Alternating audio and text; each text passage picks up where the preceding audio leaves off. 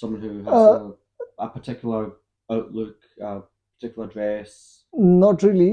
I think that's like a category within Muslims, which is like who is a better and who is a lesser Muslim. But I've seen like people going to bars and be like, Bismillah Rahman Rahim, and taking Mm, shots of vodka mm, or tequila, whatever. But yeah, so they have this belief that no matter what, at the end of the day, just because we are Muslim, we said mm-hmm, the Shahada, mm-hmm.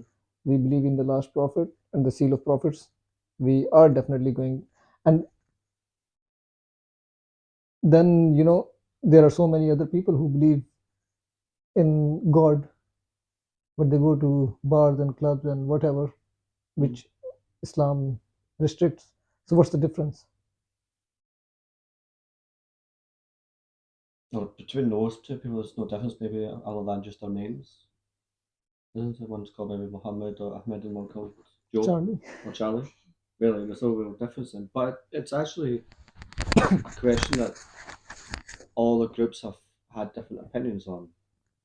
So the more extreme, like the Khazarites at the beginning of Islam, they took a very strict approach to it, and they believed that your faith and also your actions both had to match up.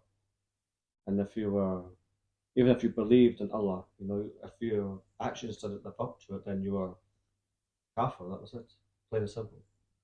That's why they rose up against, the early caliphs, Ali, and that because they deemed them not worthy, and they said, well, even the most slight misdemeanor, then you know, can be overtaken or anything like that. So you have very strict um, viewpoints that can also spill into, the more extreme groups that we have today.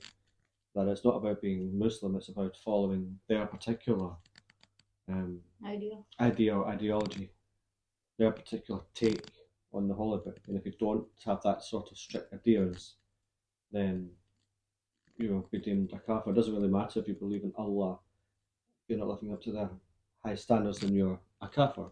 But then you have another side of it where it's more open, and there's scholars that have said that at the end of the day it really comes down to belief.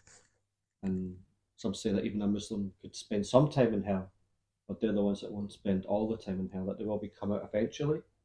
It's only the sort of non-Muslims who stay in hell forever. So I have that also idea also. So it's actually something that Muslims have tried to tackle in different ways. And I suppose the idea is, well, what kind of baseline can we say that we can